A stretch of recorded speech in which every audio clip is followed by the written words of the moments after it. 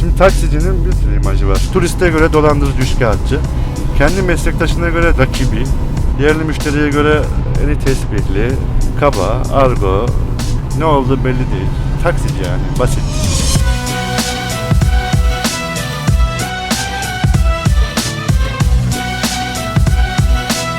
Taksiciliği kim yapar? İşi gücü olmayan veya daha önce ticaret yapmış, batmış adam, nakite ihtiyacı olan adam, yani günlük paraya ihtiyacı olan adamlar yapıyor. Seni kim taşıyor? Şoför taşıyor. Emeği kim sarf ediyor? Şoför. Ama parayı kim kazanıyor? Plaka sahibi kazanıyor. Plaka sahipleri galeri plakalarını kiraya verdiler. O galeriler dediğim aynı zamanda mafya tipli adamlar.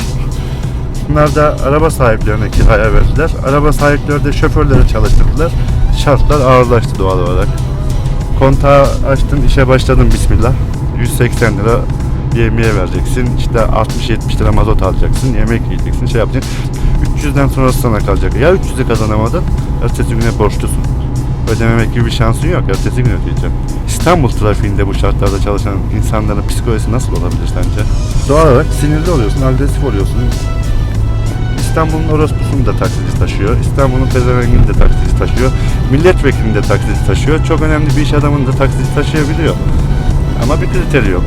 Ama güzel insan sarrafıdır. Senin gözünden tanır. Şikayetçi misin, bonzayıcı mısın, yoksa orospu musun, yoksa pezevenk misin? Onu analiz eder. %80'i kural tanımaz. Düşünsene 12 saat direksiyon salladın, para kazanamadan evine gittin. Hatta borçlu evine gittiğin oluyor. Düşün yani. Bir iki kere başına bunlar geldiği zaman ondan sonra kural da tanımıyorsun, hiçbir şey de yapmıyorsun.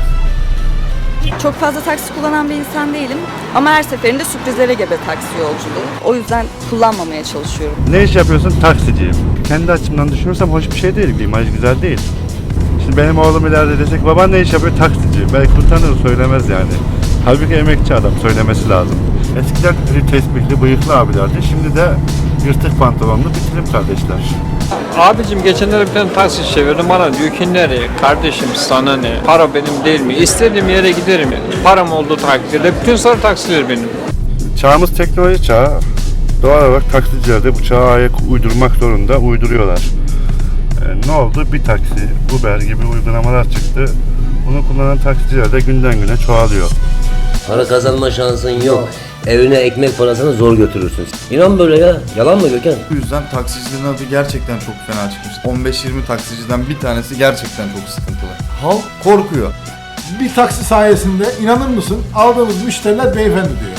Evet. Bir taksiden çağırdığında biraz daha yolcu kendini güvende hissediyor. Biraz daha sana az stresli davranıyor. Otomatikman sen de ona güzel davranmaya başlıyorsun. Sen de o yolcuya güveniyorsun. Kaçmaz.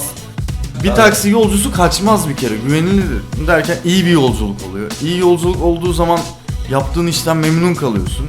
Zaten öyle para kazanırsın. Taksicinin sermayesi uyku ve moraldir yani.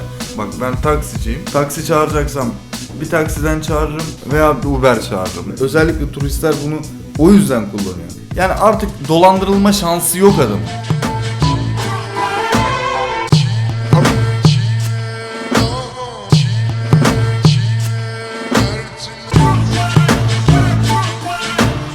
Daha önce taksicilik yaptım. Şimdi Uber'e geçtim. Uber'e geçme sebebim gerek müşterileri olsun kaliteli. Hem şoför olarak da kendimizi güvende de hissediyoruz.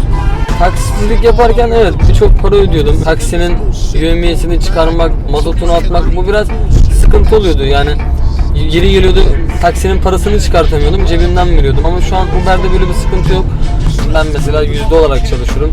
Yöneticilerim aşırı derecede iyi insanlar ve çok yardımcı oluyorlar. Araç sahibi bana bu konuda yüklenmiyor. Neden para kazanmadın ya da benden belirli bir miktarda para istemiyor. Bana şu kadar para getireceksin, arabamı kullanıyorsun, Uber yapıyorsun vesaire. Uber bu yüzden müthiş, bu yüzden number one. Misal veriyorum, ayda 100 milyonluk ya da 150 milyonluk eve mutfak alışveriş yaparken şu an 250 milyonluk eve mutfak alışverişi yapıyorum. Ben 26 yaşındayım, hayatım boyunca bir mesleğe sahip olamadım ama hayatıma en büyük katkıyı, en büyük rengi benim Uber kattı. Çünkü aşırı derecede iyi bir gelirim var. Çok rahat bir şekilde çalışabiliyorum çünkü teknolojiyi bilen insan çağırıyor beni. Teknolojiyi bilen insan zaten presentable diye nitelendirdiğimiz insanlardır. Dört dörtlük yani.